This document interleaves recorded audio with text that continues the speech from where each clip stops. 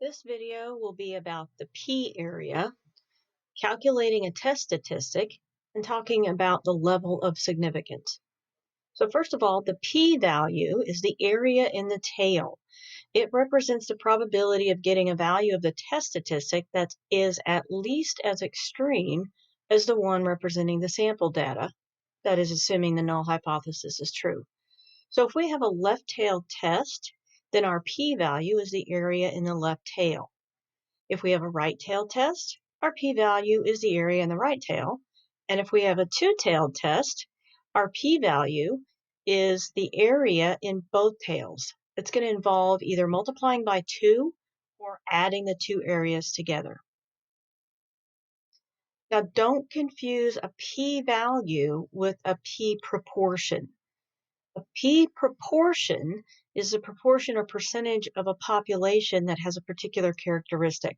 P plus Q adds up to 1. A p-value is the amount of area in the tail that's associated with our test statistic, our t or z value.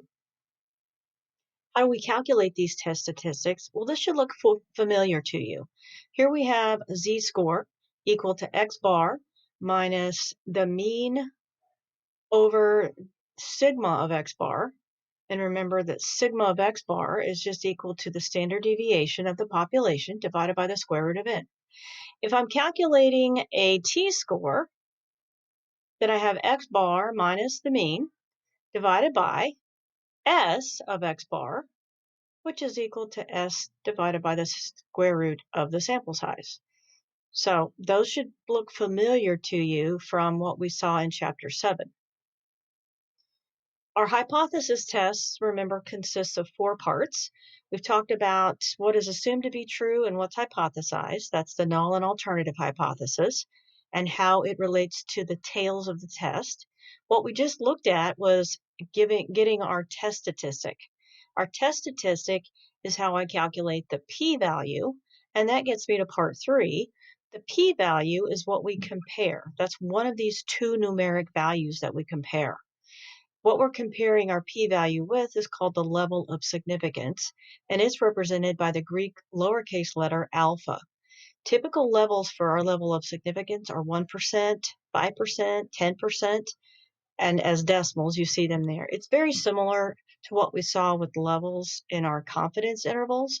We had pretty typical ones, 90, 95, 99. Well, these levels of significance are also very typically 1, 5, and 10%. Now, we're going to compare our p-value, that's the area associated with our z or t-score, to this level of significance. The level of significance is given to you in the problem that you're working. And the way we determine whether we should reject or fail to reject our null hypothesis depends on how p and alpha compare. If the p-value is less than the alpha value, then we reject the null hypothesis. We reject HO. If the p-value is greater than alpha, we fail to reject the null hypothesis. And a little useful ditty to remembering that rule is, if the p is low, HO has to go. If the p-value is less than alpha, if the p is low, then we reject the null hypothesis. HO has to go.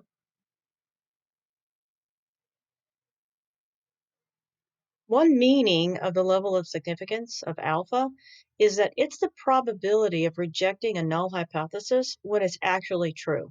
It's the probability of rejecting a true null hypothesis, which gets me to the 4 possible outcomes when we conduct a hypothesis test.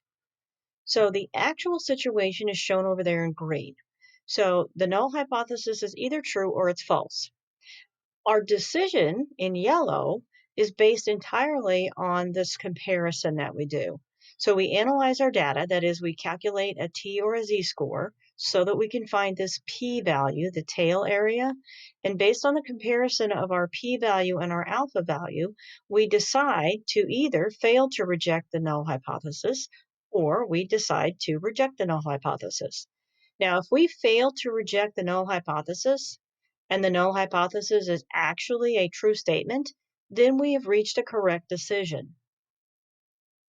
On the other hand, if we fail to reject the null hypothesis and the null hypothesis is actually false, then what we've done is commit what's called a type 2 error, failing to reject a false null hypothesis. Down here, if we decide, based on our comparison, to reject the null hypothesis, and the null hypothesis is actually true, we've committed what's known as a type 1 error. We have rejected a true null hypothesis. Lastly, if we decide, based on our comparison, to reject the null hypothesis, and the null hypothesis is actually false, then we have again reached a correct decision. A type 1 error, then, is the error of rejecting the null hypothesis when it's actually true. And again, that's our alpha symbol, just like our level of significance. A type 2 error is the error of failing to reject the null hypothesis when it's really false. And we use the symbol beta to represent that probability. Now, you can try to control the amount, the percentage of committing a type 1 or type 2 errors, but it's kind of a trade-off. If you increase the sample size, but keep your level of significance, your alpha, the same, then our beta will go down. So that's good. We want a decrease in the probability of committing a type 2 error. And we want to keep the probability of committing a type 1 error low as well. But as you see, if you keep the sample size the same, then a decrease in one, either alpha or beta, will cause the opposite one to increase. So there's a trade-off. However, like we saw with confidence intervals, increasing the sample size kind of gets us what we want. If we increase the sample size, then we get a decrease in our alpha value. So for example, it was 10%. Now we can decrease it. We can also decrease the beta value. In this course, we concern ourselves mainly with type 1 errors.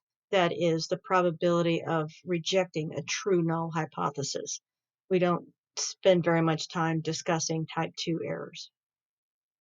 Let's go back to example 1 where we were making ball bearings. The ball bearings were supposed to be 6 millimeters. So in our manufacturing process, our null hypothesis was that the mean was 6 millimeters, and the alternative, H1, was that the mean was not 6 millimeters, which would mean we would have to go adjust our machinery. Suppose the manufacturer requires a 1% level of significance, that is, 1% probability of committing a type 1 error, which is what you're asked to describe.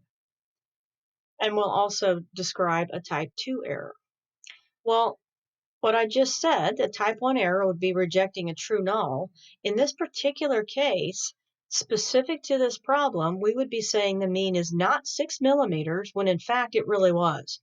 If I decided the mean wasn't 6 millimeters, I would go adjust the machine, thinking that it was making ball bearings of the wrong size.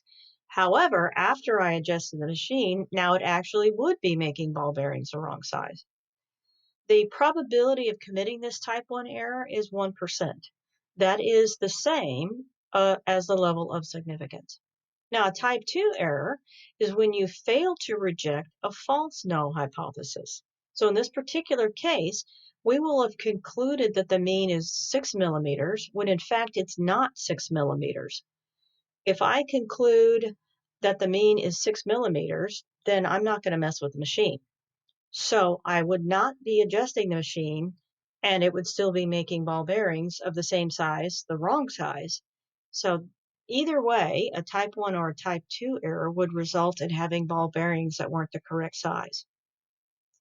Now, when we make a conclusion in a hypothesis test, something to keep in mind is that we are always testing the null hypothesis. The initial conclusion will always be, I reject the null hypothesis or I fail to reject the null hypothesis. Now, some books use accept the null hypothesis, but since we're not proving the null hypothesis, that's not really the correct wording. Failing to reject is a more accurate way to describe what we're doing. We're actually looking for evidence. That's our sample mean and sample standard deviation. We're trying to find out, is this evidence strong enough to say that our null hypothesis is false, or to say that it's not false? So think about when you are on trial well, when somebody is on trial. Do we have enough evidence to convict somebody or not? We're not saying that they're guilty or not guilty. We're saying we have enough evidence to convict. So when you fail to reject, what we're saying is the hypothesis test doesn't provide enough evidence to say that it's false.